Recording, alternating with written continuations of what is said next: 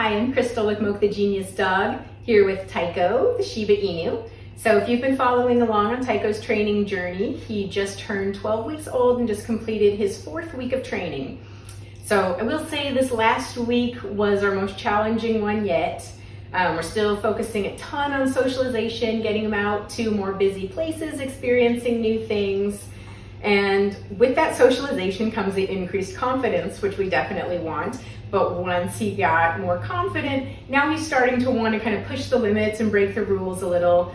And he's mastering the Shiba scream. So he has no problem protesting and telling me when he doesn't want to do something. So we're just continuing to work through that. So some of our biggest struggles were walking on leash. He is now getting more confident to walk out and start pulling, and I don't want that habit to develop. So I'm doing the best I can to keep him from not pulling on the leash. So I tried several different things with him. When he would pull, I would stop walking and then wait for him to take a step back to yield that pressure on the leash, which he understood to take the step back, but as soon as we started going again, he would start pulling. So I only had very limited success with that, and I noticed it was even worse if I would go for a walk with my husband and our other dog. So I stopped doing that, and I just take, I do it with just me and Taiko, so I have the least amount of distraction and the most amount of control. I also tried tying a leash around his waist, which did seem to help slow him down a little, but where the leash was, it didn't give me very good control for steering. So I'd have to bend down and kind of use his collar to move him along. So that had limited success and could be used in short doses. Another thing that I tried was changing direction, and that seemed to help the best because he seems to really know when we're getting close to the house, and that's when he wants to pull the most. So by turning around, it tells him that no matter how fast and hard you want to run to the house, if we turn around, not only are we going back back along a path that he's already explored, so it's going to be a little bit more boring, but I'm taking him away from the house, which is where he wants to be, so that slows him down. So as we backtrack, I'm able to stop and praise him for that and let him know that I like the calmer, more relaxed walking. And then once he settles into that, then we turn around and go back towards home. So there was a lot of back and forth with that. But again, I'm just trying to get the most reinforcement in for him not pulling on leash. So that's going to be a long work in progress for us. And then he did display his little Shiba scream at times if I would stop and he wanted to go somewhere, or if I would try to ask him to come with me and he didn't want to go.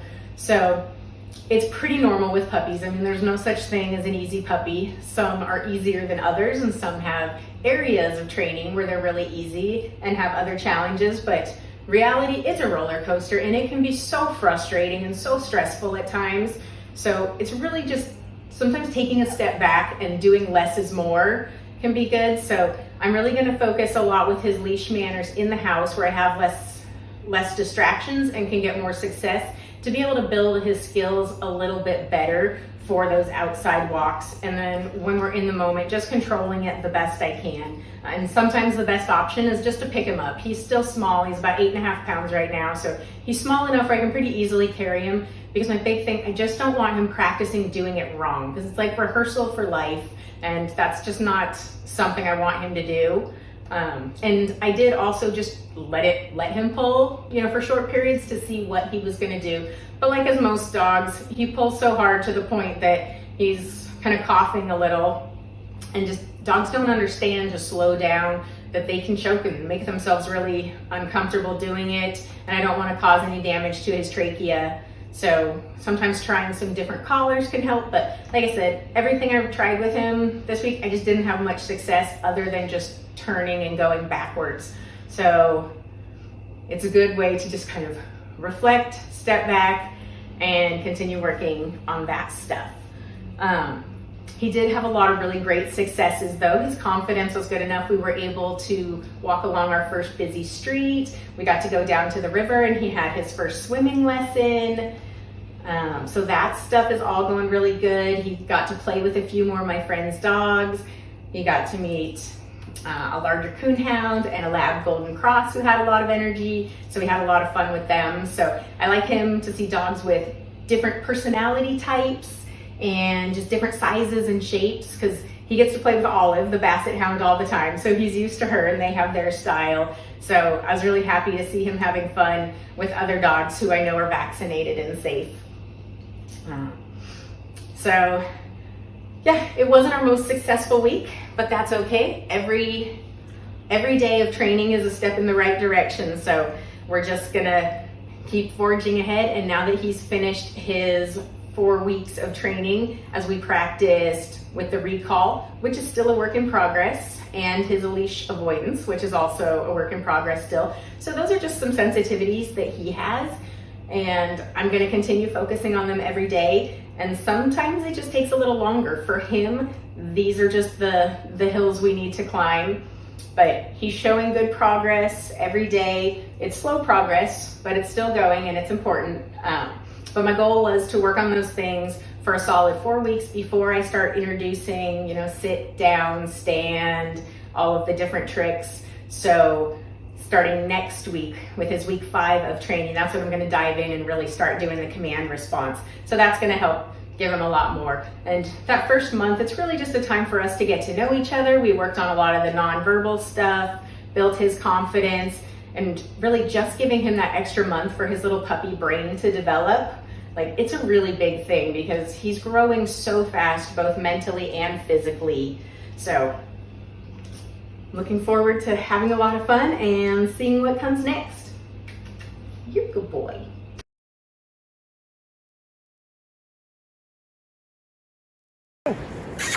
Hi, buddy. What are you doing? Why are you so cute? Oh, yeah. Run. We gotta run. What are you doing? Good boy.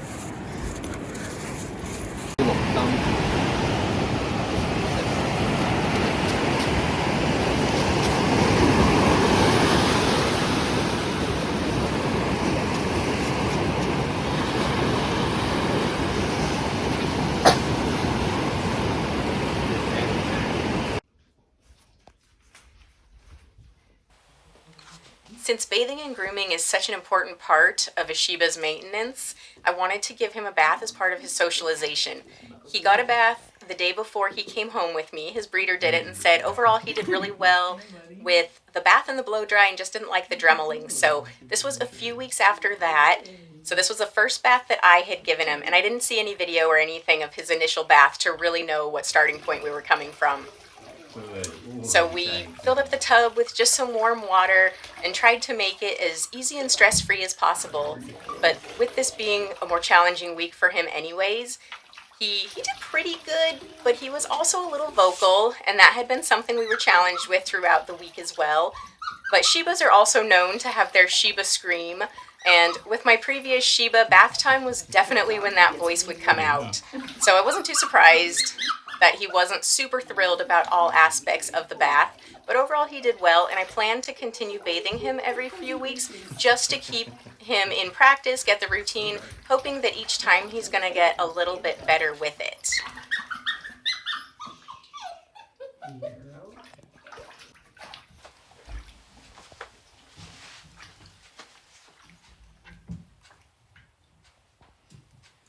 So as I started getting up to his face, I wanted to hold his ears down. I know it looks like I'm choking him, but he has a really skinny neck. He was mostly fluff. So I was holding his ears down just so it didn't get watered down in his canals. And then after his bath, we also went ahead and flushed out his ears to dry up any moisture that may have gotten in there, just to prevent any ear infections. Oh, yeah. You're fine. You're so cute.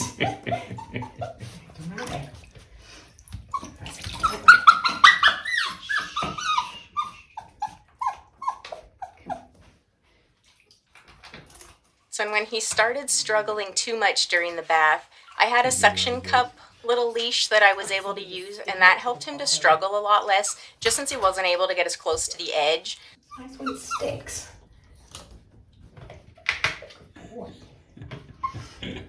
Look at you, so cute.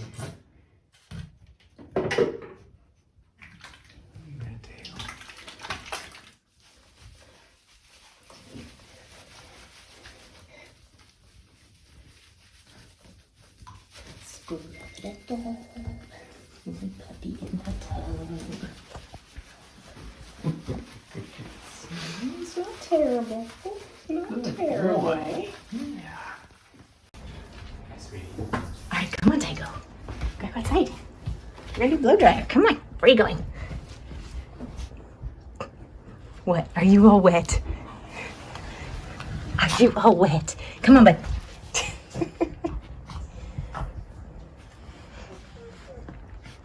What are you doing?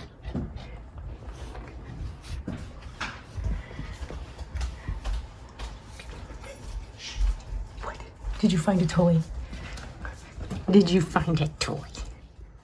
Okay, buddy. The blow dryer was the least favorite part of his experience, and he really unleashed the Shiba scream here. I had tried to make it as easy as possible for him by having the blow dryer set to the lowest setting, but it's going to take some work, clearly, to get him more comfortable with this part, but I really want to be able to use the dryer on him because it's really helpful when he's an adult and he starts blowing coat to be able to use this blow dryer to blow out all that loose hair. Taiko hadn't been too enthused eating his kibble, but he liked it when I would throw it on the ground, like when we were doing drop it training.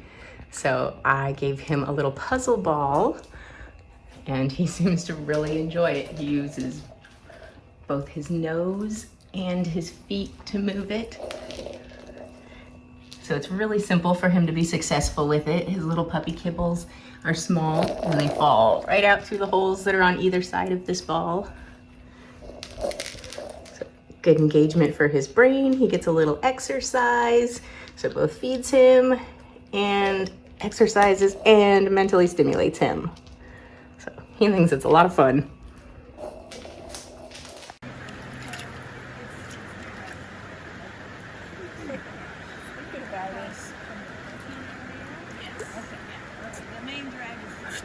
Hi.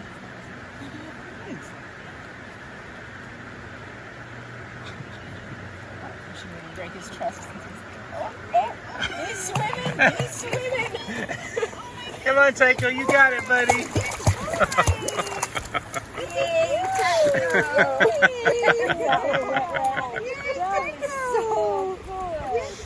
Oh, that skinny butt.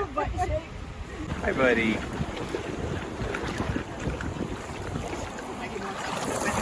Olive, come on. Good girl. Look at her. She's doing so good. Olive, look at you! Yeah. Thank you, Gipper. Oh, Olive. Excuse me, You can go up.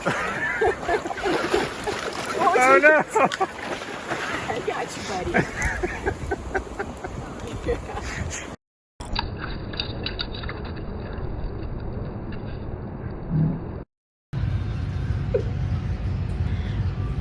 Hi, Maggie. It's like you're making my bed smell like a dog. Like, oh, you're a fun little friend. You are too stinking cute.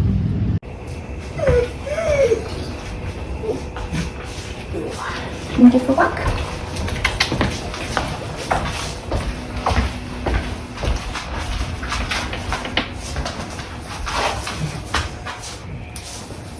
Mm-hmm.